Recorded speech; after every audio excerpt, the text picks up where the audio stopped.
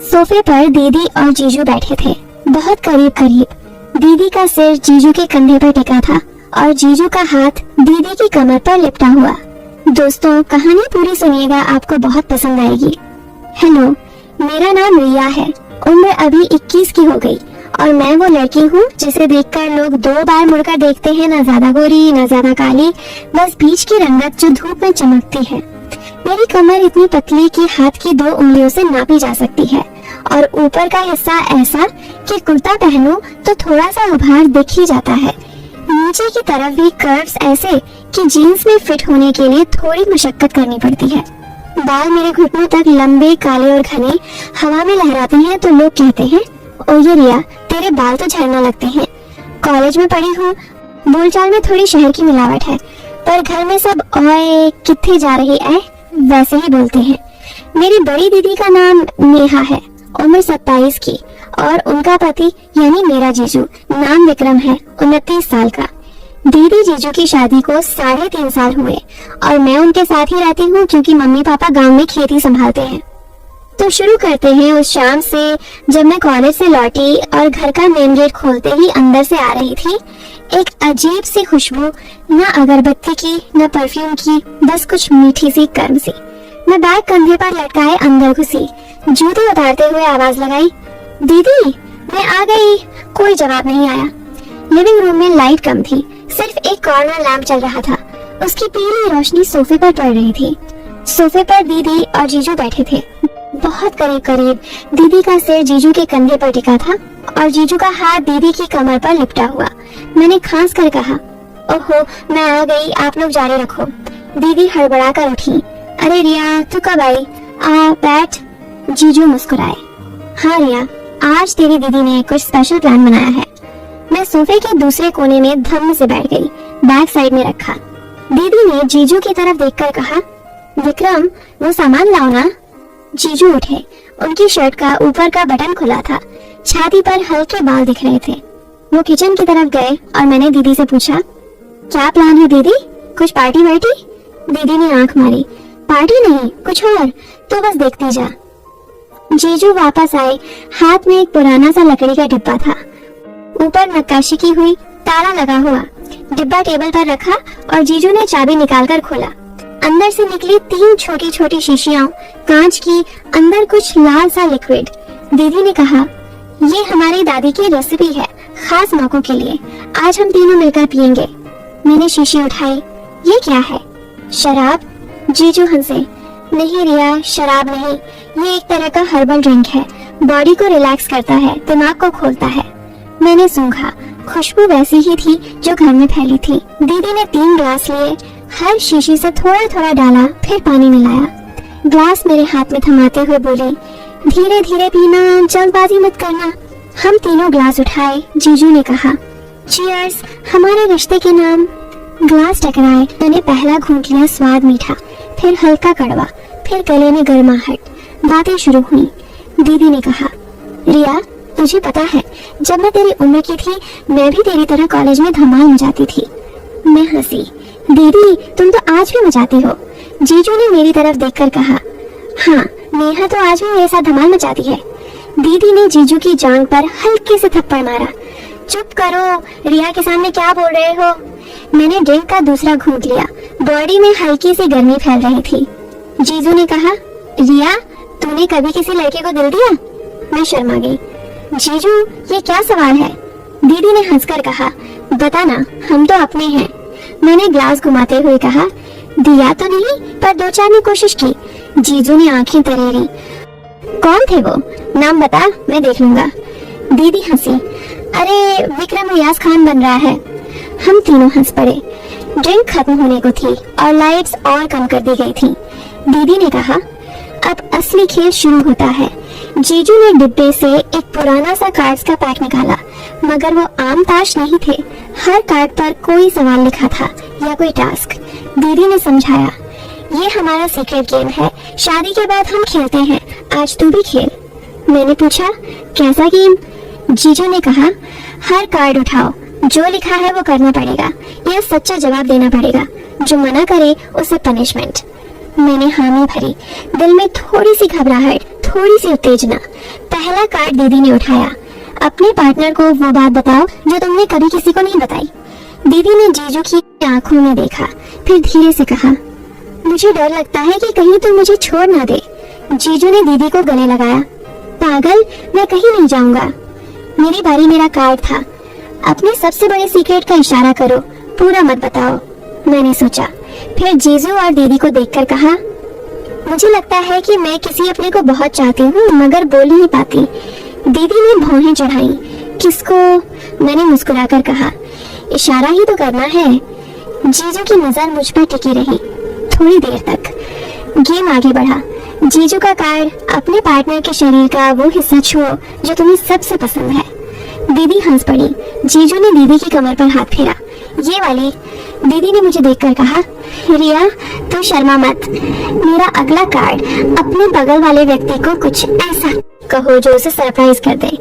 मैंने जीजू की तरफ देखा, दिल धड़क रहा था। फिर धीरे से कहा, जीजू मुझे लगता है आप बहुत हॉट लगते हो जब गुस्सा करते हो। जीजू चौंके, फिर हंसे। अरे वाह, ये तो नई बात है।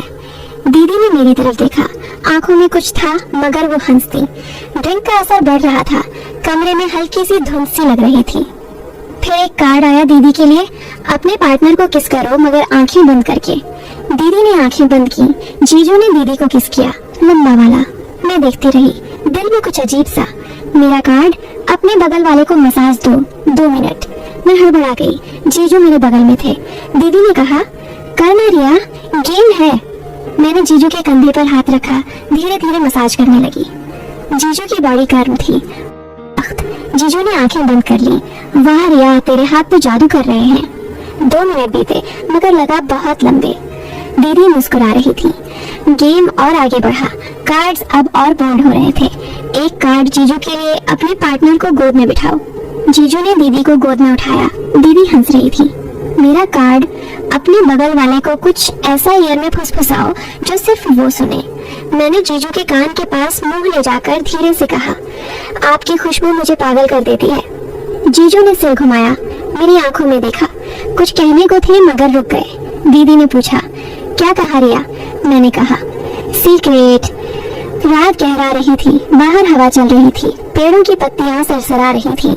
ड्रिंक खत्म हो चुकी थी मगर असर बरकरार था। दीदी ने कहा, अब लास्ट राउंड, आखिरी कार्ड तीनों के लिए एक साथ अपने सबसे बड़े डर का सामना करो। कमरे में सन्नाटा हो गया। दीदी ने पहले बोला, मुझे डर है कि कहीं हमारा रिश्ता कमजोर ना पड़ जाए।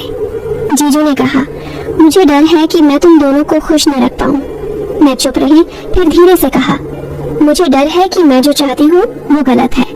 दीदी ने मेरी तरफ देखा, क्या चाहती है रिया? मैंने सिर झुका लिया। जीजू ने कहा, बता दे, हम है ना? फिर अचानक दीदी ने डिब्बा बंद किया। बस, गेम खत्म, अब सोने का टाइम। मैं उठी, कमरे में जाने लगी मगर पैर लड़खड़ा रहे थे। जीजू ने मेरी बांह पकड़ी। रिया संभल, उनका स्पर्श गर्म था। दीदी पीछे से आई। रिया तू हमारे साथ सोएगी, पुराना रूम ठंडा है। मैंने हामी भरी। हम तीनों मास्टर बेडरूम में गए। बड़ा सा बेड, दीदी बीच में, मैं एक तरफ, जीजू दूसरी तरफ। लाइट बंद हुई, अंधेरा छा गया। दीदी की सांसें सुनाई दे रही थी, जीजू की भी। मैं बीच में लेटी रही, दिल धड़क रहा था। रात भर नींद नहीं आई। कभी दीदी करवट बदलती, उनका हाथ मेरी कमर पर आ जाता, कभी जीजू की टांग मेरी टांग से टकरा जाती। सुबह की पहली किरण खिड़की से आई। मैं उठी तो दीदी और जीजू अब भी सो रहे थे। दीदी का सिर जीजू की छाती पर। मैं चुपके से उठी, किचन में गई, चाय बनाई। जब वापस आई, दोनों उठ चुके थे। दीदी ने कहा, रिया कल रात बहुत मजा आया। जीजू ने मुस्कुराकर कहा, हाँ, और आज नया दिन है। मैंने चाय दी और सोचा ये खेल अभी खत्म नहीं हुआ। उस दिन के बाद घर का माहौल बदल गया। दीदी और जीजू पहले से ज्यादा करीब लगते और मैं भी उनके बीच कहीं खिसक आई थी। हर शाम कुछ नया होता, कभी पुरानी फिल्में देखते, कभी कोई नया गेम। एक शाम दीदी ने कहा, रिया चल हम तीनों मिलकर खाना बनाते हैं। किचन में हम तीनों घुसे। जीजू ने एप्रन पहना। दीदी ने मुझे सिखाया कैसे पनीर की सब्जी बनती है। मैं आटा गूंथ रही थी, जीजू मेरे पीछे खड़े थे। रिया हाथ ऐसे घुमाओ। उनका हाथ मेरे हाथ पर आ गया, आटा लग गया। दीदी हंस रही थी। विक्रम, तू तो रिया को सिखा रहा है या खुद सीख रहा है? हम हंसे। खाना बनाते बनाते रात हो गई। डाइनिंग टेबल पर हम तीनों बैठे। दीदी ने जीजू को खिलाया, जीजू ने मुझे, मैंने दीदी को। धीरे धीरे दिन बीतते गए और हमारा बॉन्ड मजबूत होता गया। एक दिन दीदी को ऑफिस का टूर जाना पड़ा 3 दिन के लिए। दीदी ने मुझसे कहा, रिया, विक्रम का ख्याल रखना। मैंने हाँ कहा। दीदी गई। घर में सिर्फ मैं और जीजू। पहली शाम अजीब लगी। डिनर किया, फिर जीजू ने कहा, रिया चल बालकनी में बैठते हैं। हम बालकनी में गए। ठंडी हवा चल रही थी। जीजू ने बियर निकाली। पिएगी? मैंने मना किया, मगर वो खुद पीने लगे। बातें होने लगी कॉलेज की, उनकी जॉब की, मेरे सपनों की। जीजू ने कहा, रिया तू बहुत स्पेशल है। मैंने पूछा, कैसे? वो चुप रहे, फिर बोले, जैसे तू है वैसे ही। रात गहरी हुई, मैं सोने चली गई, मगर दिल में कुछ था। दूसरे दिन सुबह जीजू ने ब्रेकफास्ट बनाया।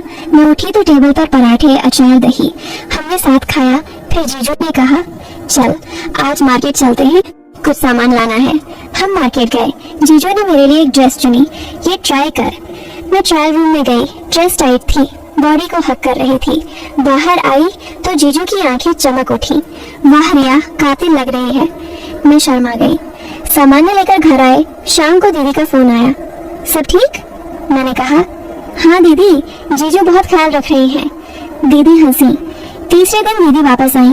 उनके साथ ढेर सारे चॉकलेट्स और एक सरप्राइज। उन्होंने कहा, हम तीनों कहीं घूमने चलेंगे अगले वीकेंड। हमने प्लान बनाया, एक हिल स्टेशन। वीकेंड आया, हम कार में निकले। मैं आगे बैठी, दीदी पीछे। रास्ते में गाने, मस्ती। जीजू ड्राइव कर रहे थे, मैं उनका फेवरेट गाना गा रही थी।